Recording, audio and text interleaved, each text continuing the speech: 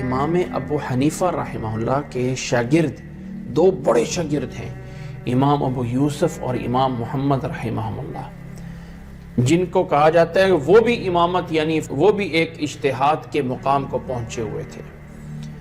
انہوں نے اپنے امام کی 2/3 مسائل میں اختلاف کیا۔ یہ فقہ کی کتابیں بھری پڑی ہیں اس سے، کیوں کہ بعد میں ان کو حدیث مل گئی۔ ایک دفعہ امام ابو یوسف جو ہیں وہ مکہ حج کرنے کے لیے گئے تو امام مالک مدینہ میں ہوتے تھے۔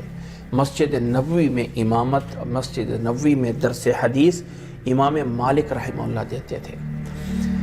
جب امام ابو یوسف مدینہ میں پہنچے تو وہاں جا کے ایک مسئلے پہ بحث ہوئی کہ یہ جو فطرانہ ہم دیتے ہیں، یہ جس پیمانے پہ وزن جو وہ ٹوپا سا ہوتا ہے جس کو ماپ کے دیا جاتا ہے، وہ کتنا وزن اس کا ہونا چاہیے۔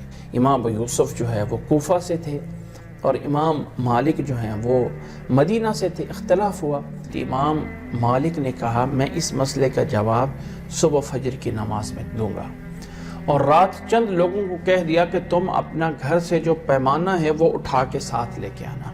فجر کی نماز میں امام مالک نے چند لوگوں کو کہا کھڑے ہو جاؤ، اپنا گھر سے پیمانہ وہ ٹوپا وہ سا لے کے آئے ہو؟ انہوں نے کہا جی ہم لے کے آئے ہیں۔ اس سے پوچھا کہ یہ ٹوپا کدھر سے تم نے لیا ہے؟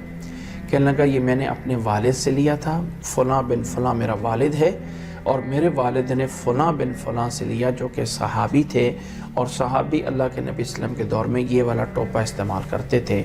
جب 2-3 ایسی گواہیاں دی اور اس ٹوپے کا وزن لیا گیا تو امام ابو یوسف کھڑے ہو کر اعلان کرتے ہیں کہ اس مسئلے میں میرا موقف وہی ہے جو امام مالک کا موقف ہے۔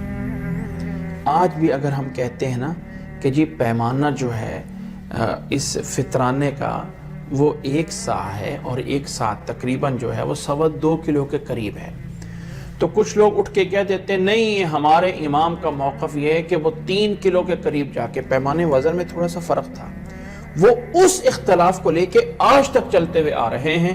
چونکہ امام ابو حنیفہ نے یہ بولا ہوا ہے، شاگرد نے بدل دیا تو بدل دیا، ہم تو امام کی بات مانیں۔ یہاں سے آ کے اس امت میں اختلافات شروع ہوئے ہیں۔ اس دور کے لوگوں میں کوئی اختلاف نہیں تھا۔